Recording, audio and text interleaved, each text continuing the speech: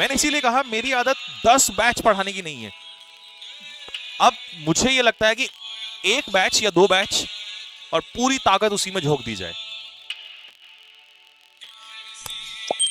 अब सवालों के जवाब बाद में देंगे। किस तरीके की क्लास जो है वहां पर चल रही है मैं आपको बता दूं। एक क्लास ये आप लोगों के सामने है ताकि आपको क्लियर हो जाए, क्योंकि बहुत सारे बच्चों को डाउट भी रहता है, ठीक है। क्योंकि जो पुराने हैं या जो मुझे जानते हैं वो तो पता ही है उन लोगों को। कुछ नए स्टूडेंट होते हैं जिनको ये होता है कि एक बार पता चल जाए सर किस तरह की क्लासेस हैं, ठीक है। तो आज हम फटाफट क्लास लेंगे, आप मेरे साथ फटाफट पढ़ना स्टार्ट करिएगा, ठीक है।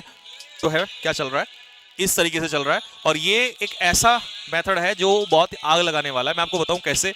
इसमें हम लोग क्या करते हैं, डेली सिनोनियम्स करते हैं, देन एंटोनियम साथ में लेके चलते हैं, देन उसके बाद इडियम्स एंड फ्रेजेस लेके चलते हैं, एंड जी देन इसके बाद वन वर्ड सब्स्टिट्यूशन लेके चलते हैं।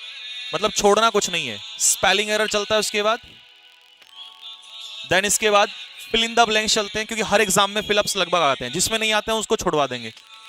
फिर इसके बाद सबसे खतरनाक चीज जो जनरली नहीं होती है वो होता है रीडिंग कॉम्प्रीहेंशन। सर PQRS नहीं, सर पैसेज नहीं होते, सर क्लोज टेस्ट नहीं होते। मैंने क्या किया है, डेली ही PQRS पैसेज क्लोज टेस्ट पढ़ाना स्टार्ट कर दिया, मतलब डेली। तो हम PQRS डेली सॉल्व करते हैं शीट्स में अपनी, आपको होमवर्क दे दिया जाता है और इसके बाद ही आपको PQRS आप घर से सॉल्व करते हैं। और जो सबसे स्पेशल, अब मैंने कहा ना कि आप 500 या 1000 रुपए का स्पोकन का बैच अलग खरीदो, 200 रुपए का वो बैच अलग खरीदो, ये खरीदो। एक ही बैच है डेडिकेटेड और इसमें ही सारी तबाही है। जो स्पोकन सेंटेंसेस आप यूज करते हैं वो सारे स्पोकन सेंटेंसेस, मतलब कई हजार स्पोकन सेंटेंसेस, और वो वाले नहीं रोहन गाना गा रहा है मोहन खाना खा रहा है। एक स्टैंडर्ड जो आपको चाहिए होते हैं स्पेशली बोलने के लिए। क्योंकि कल अगर किसी भी GD के लिए जाओगे, ग्रुप डिस्कशन के लिए जाओगे, या आप SSB के लिए जाओगे, तो वहां टॉपिक दे देगा आपको दैट मान लो कोई भी टॉपिक ले लो, role of India in united nation.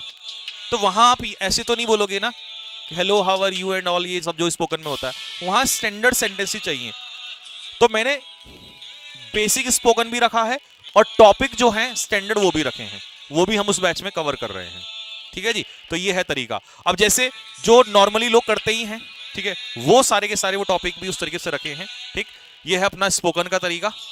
Daily 5 sentences, क्योंकि आई नो किसी बच्चे को कैसे सिखाना होता है। एक दिन में 50 सेंटेंस नहीं लर्न कर सकता, 5 सेंटेंस डेली लर्न कर सकता है वो।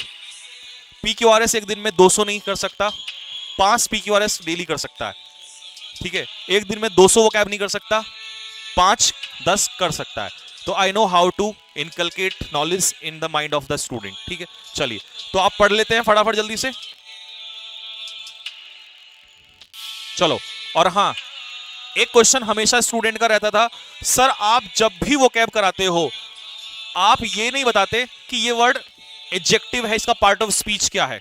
सर आप जब भी वोकैब कराते हो उसके कई सारे सिनोनिम्स नहीं बताते हो। सर आप जब भी वोकैब कराते हो सर आप उसका सेंटेंस नहीं बताते हो। इस बैच में हर वो तबाही है जिसकी जरूरत हो सके। सर आप जब बैच पढ़ाते हो वोकैब में तो हमें पिक्चर से कराया करो, पिक्चर मेथड से। सर सब कुछ है। मैंने इसीलिए कहा मेरी आदत 10 बैच पढ़ाने की नहीं है।